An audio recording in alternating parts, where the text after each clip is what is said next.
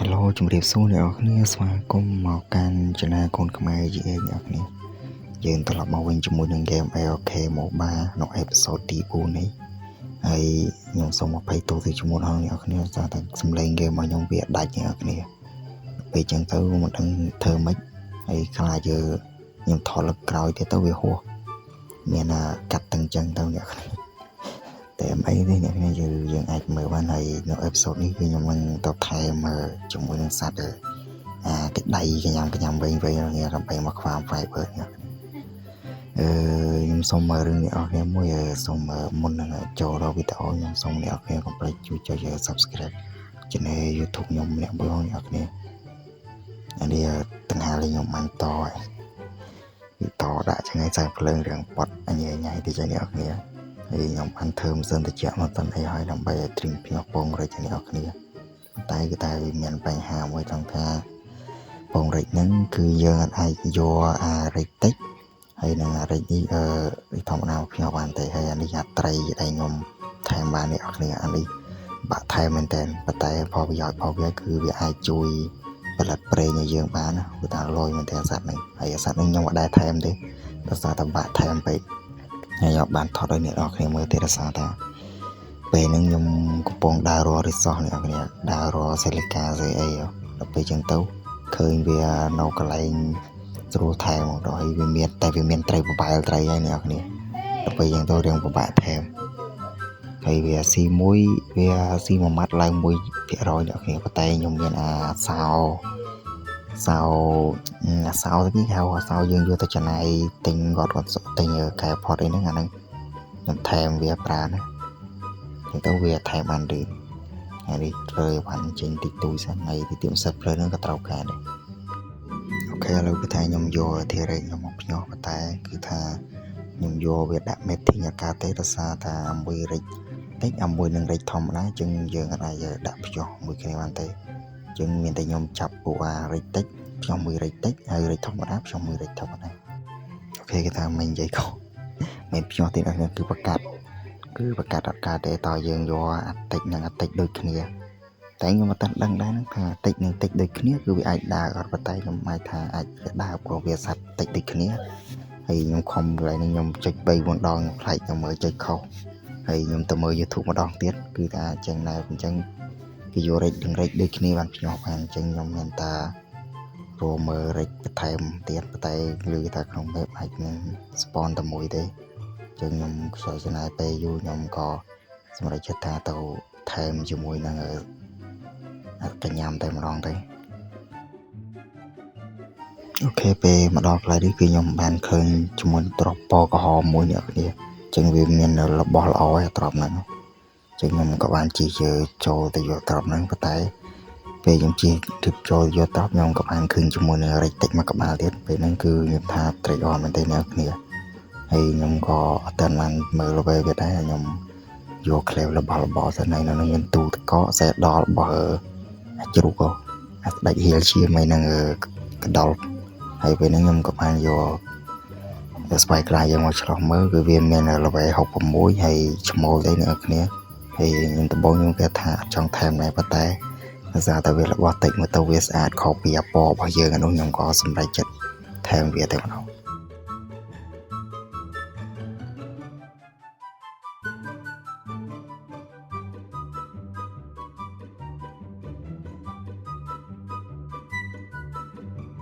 អូខេម្ដងកន្លែងនេះគឺថាវាចាប់ដើមមកចិត្តស្លាប់ហើយវាកំពុងធ្វើការរត់អញ្ចឹង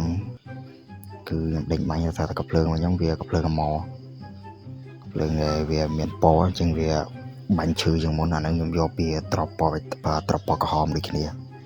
នេះខ្ញុំក៏បានឆ្លោះមើល Griffin មួយទៀតតែវាមានល្វី45ខ្ញុំតែល្វីធំខ្ញុំអាចនឹងថែមវាតែល្វីទូចខ្ញុំក៏បានសេរីវាចោលទៅគីឡូពេលខ្ញុំចុះថែមរិចវាមានបញ្ហាចឹងខ្ញុំក៏បានយក Griffin ខ្ញុំសេរីវាចោល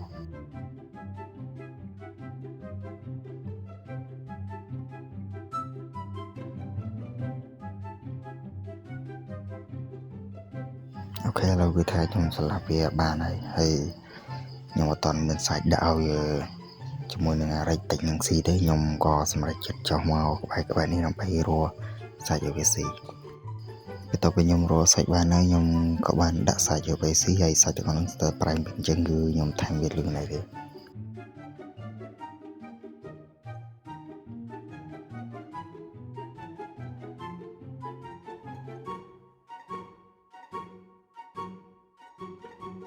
ឆ្លៀតពេលពេលខ្ញុំកំពុងតែថែមវាហ្នឹងខ្ញុំ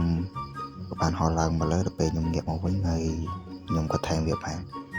ដល់ពេលថែមវាបានខ្ញុំក៏បានហៅទៅចិត្តវាដើម្បីចាប់វាដាក់កែផតរបស់ខ្ញុំ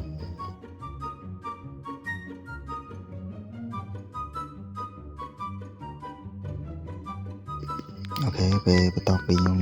ថែមទៀតបានខ្ញុំក៏បានរយជាមួយនឹងអាសត្វដៃគេញ៉ាំវិញហ្នឹងហើយខ្ញុំក៏ឃើញវាដែលវាមាន level 21 level 51អញ្ចឹងគឺខ្ញុំអត់ចង់បានទេខ្ញុំចង់បាន level ធំអញ្ចឹងហ្នឹងអញ្ចឹងខ្ញុំក៏បានបន្តដើររកវាមកខាងមុខទៀតពេលដើរមកខាងមុខទៀតហ្នឹងខ្ញុំក៏បានប្រទះជាមួយនឹងអាសត្វហ្នឹងមួយក្បាលទៀតហើយអត់ដឹងថាវាមាន level ប្រហែលទេព្រោះតែហ៊ានហៅចិត្តវាដែរអ្នកគ្នាខ្លាចវាវាយដល់ពេលខ្ញុំឈួរជាមួយនឹងស្បែកកន្លះមកមើលវាមាន level រហូតដល់145អញ្ចឹងគឺថា level ល្អអញ្ចឹងខ្ញុំក៏ហោះរមើលកន្លែងទីតាំងដើម្បីរៀបតាក់ចាប់វាតែម្ដងទៅអូខេឥឡូវគឺថាតាក់យើងគឺបានធ្វើរួចហើយអ្នកគ្នាឥឡូវគឺថារៀបចំទៅបិឆោតវាតែម្ដង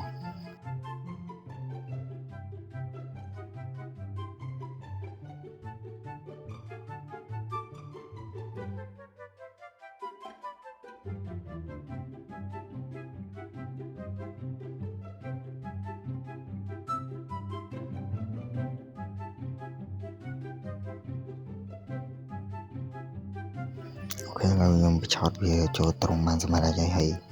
ត្រង់បិឆោតវាចូលត្រង់គឺថាពិបាកមែនទែនអ្នកដោយសារថាខ្ញុំធ្វើត្រង់នឹងធ្វើទៀបជាងវាអញ្ចឹងដល់ពេលវារត់រឿងលឿនអញ្ចឹងទៅវា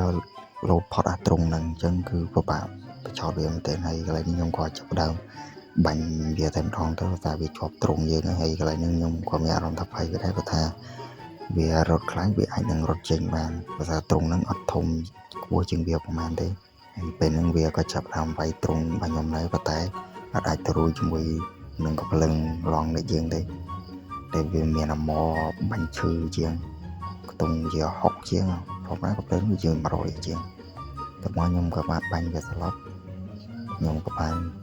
ចុះពីលើ Griffin របស់ខ្ញុំយកផ្លែឈើវាស៊ីហើយផ្លែឈើវាស៊ីឡើងលឿននឹងការ៉ុតពោតតឡងអ្នកគ្នាបើថាផ្លែ berry នោះគឺថាពិបាកមែនតើវាអត់ងាយស៊ីឡើងលឿនទេហើយវាស៊ីមួយម៉ាត់បានតែ 1% ទៅ 2% ទេនេះជាវាស៊ីតិចមែនតើហើយសត្វហ្នឹងគឺវាឆាប់ដឹងខ្លួនមែនតើជាងគឺថាទៅយើងរឿងពិបាកដែរការថែមវាមែនតើហើយនេះខ្ញុំក៏បានទៅយកការ៉ុតនឹងដលងពីគ្រីវារបស់ខ្ញុំដើម្បីដាក់វាស៊ីអូខេបន្ទាប់មកគឺថាខ្ញុំថែមវាបានហើយអូខេបន្ទាប់ពីខ្ញុំថែមវាបានហើយខ្ញុំក៏បានហោះមកកន្លែងសម្បុកកប្រុសវាគ្នាដល់ពេលទៅខ្ញុំក៏បានជួបធារេលើកមុនខ្ញុំឃើញវានៅនឹងយូរហើយដល់ពេលធំដែរខ្ញុំក៏ចាប់ផ្ដើមបាញ់ថែមវាតែម្ដងដំបូងគម្រោងថាមករកអាស៊ីម៉ងនោះទេអ្នកគ្នាព្រោះនៅកន្លែងម៉ាស៊ីនដេកតើរបស់ខ្ញុំហ្នឹងវាខ្វះស៊ីម៉ងហ្នឹងថាគម្រោងមករកស៊ីម៉ងឯងដល់ពេលផ្ទះឃើញវាហើយក៏ថែមវាតែម្ដងទៅដោយសារតែកំភ្លើងក្របស្លាប់ខ្ញុំអីខ្ញុំយកមកតាមខ្លួនច្រើនដែរអូខេបន្ទាប់ពីហ្នឹងខ្ញុំក៏បានត្រឡប់មកផ្ទះវិញហើយអាសត្វធារេនោះគឺខ្ញុំដាក់សាច់ប្រៃមីតឲ្យវាស៊ីទុកចោលនៅហ្នឹងឯងហើយខ្ញុំត្រឡប់មកផ្ទះវិញដើម្បីធ្វើសេះដល់ឲ្យកញ្ញារបស់យើងដើម្បីខ្វាមយក fiber អានេះស៊ីម៉ងដែលខ្ញុំទទួលបានពីកន្លែងសម្បុកកប្រុកហ្នឹងអូខេគឺថាឥឡូវយើង farm fiber បានគូសំដែរអ្នកគ្នាហើយវីដេអូយើងក៏មានតែប៉ុណ្្នឹងដែរអ្នកគ្នាសារតែកន្លែងនេះមានសលេងរំខានតិចអញ្ចឹងយើងចាំជួបវានៅអេពីសូតតែក្រោយទៀតអ្នកគ្នាអេពីសូតក្រោយខ្ញុំចង់ទៅថែមអាតោដើមឈើដើម្បីចូលក្នុងខេវអញ្ចឹងអ្នកគ្នាកុំភ្លេចជួយចុច Subscribe Channel YouTube ខ្ញុំម្នាក់ហ្នឹងអញ្ចឹងយើងអូខេយើ